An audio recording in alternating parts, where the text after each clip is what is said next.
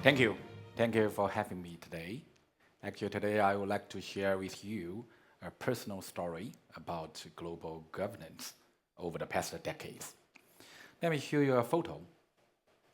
This is me introducing China global governance philosophy to the global media at a press conference at a G20 summit in Turkey in 2015. To be honest, there were very few media outlets at the time. And not many countries at that time believed that China should have had a global governance philosophy. People at the time were more skeptical of China.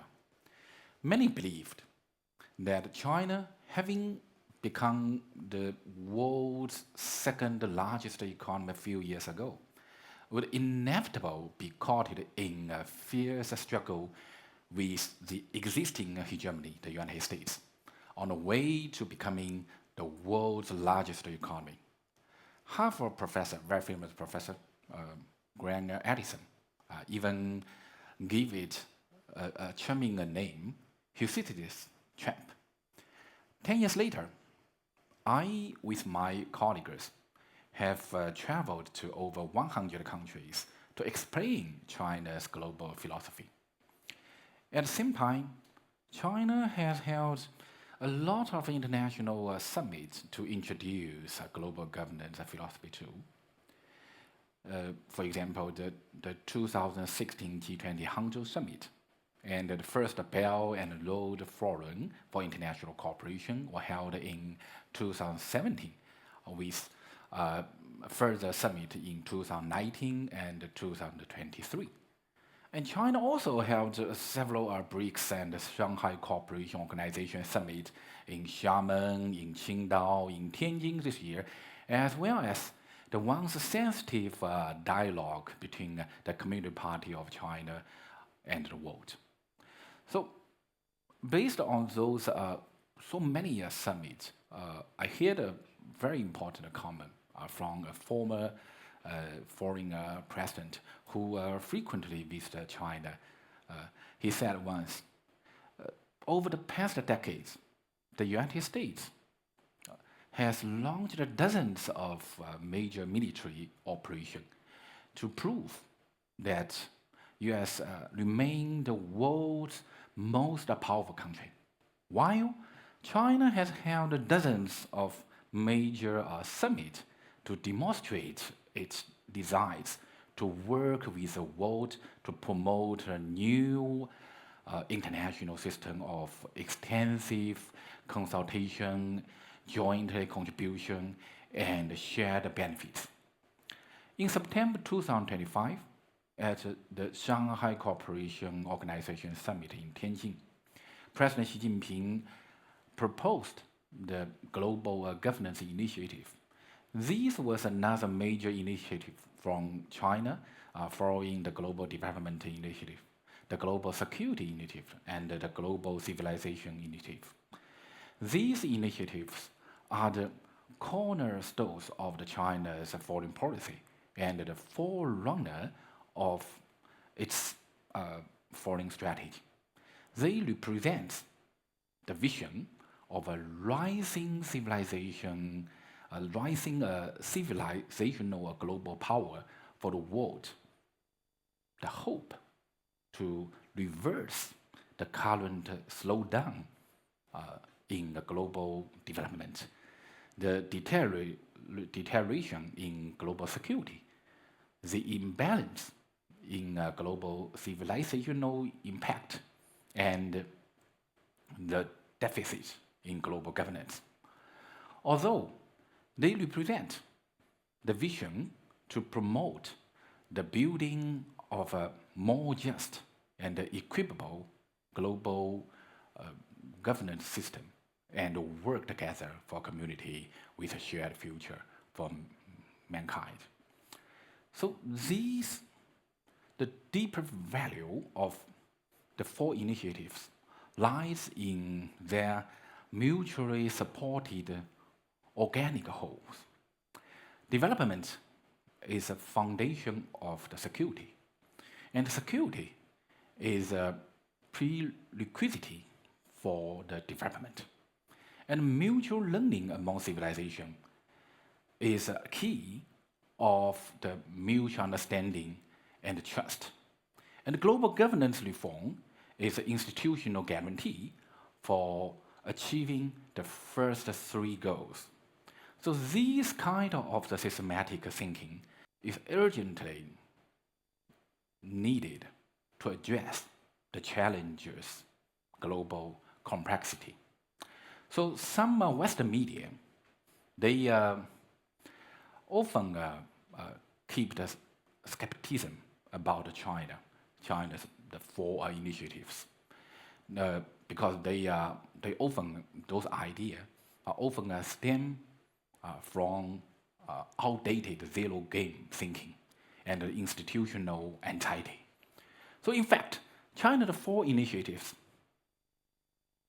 are not meant to reinvent the wheel, but China wants to push the reform and improve the existing international system. So history has proved that the rise of a new great power is inevitably accompanied by the ideological contribution and institutional innovation. For example, the Western value system laid the foundation for the modern international relations. And Britain world system created by the United States in the 20th century established the post-World War II international economic order. So today, China's four initiatives respond to the widespread expectations of country in the global south for a fair and just international order. This further evaluated by the sharp itself, the sharp rise of favorable views of China's national image, and show in numerous global opinion poll in recent years. So the rise of a civilizational global power requires not only the economic and military strength, but also the ideological leadership and the agenda setting power. So I think the four initiatives, like four dimension coordinate, define a new paradigm for China's interaction with the world. No longer simply exporting goods and capitals, but sharing development experience, security concept, civilizational wisdom, and governance strategy. So the philosophy of diplomacy signals China's gradual transformation from a participant to a leader in globalization, and from a consumer to a provider of international public goods.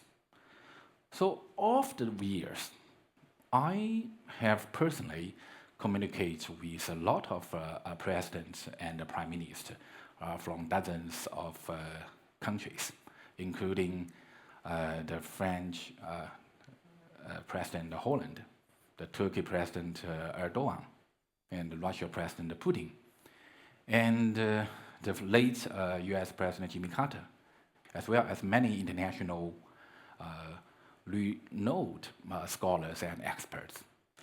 So more and more countries and international organizations have come to realize that China offers not only solution, but a significant framework and methodology for addressing global challenges.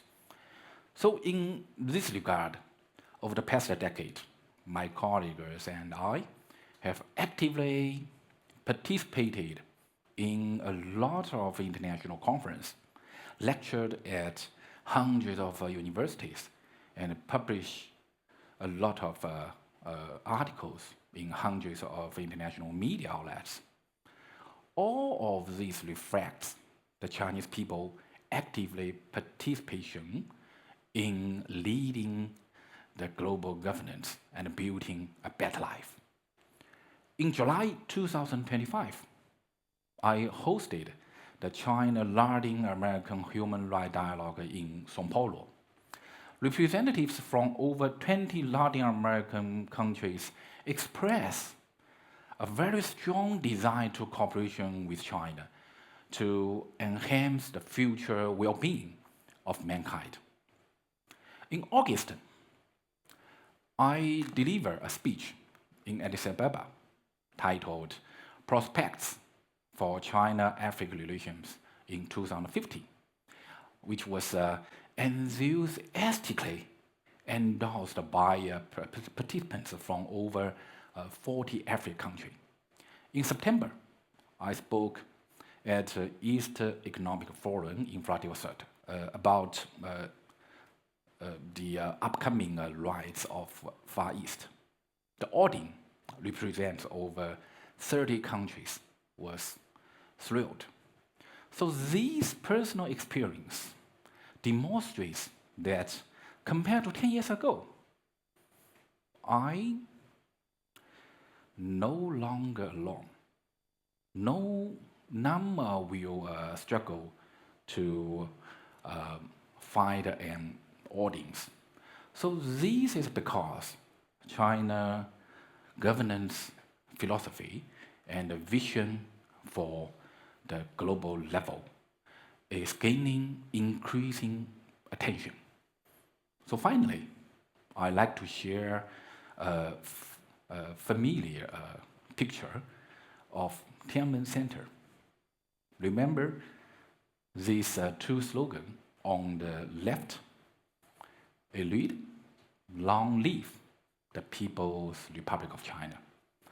On the right, long live the great unit of the peoples of the world. So this is China's strategic resolve and the goals the Chinese people strive for. So I believe that the great unit of the people of the world and the goal of building a community with a shared future to mankind will surely be achieved. This is my opinion. Thank you.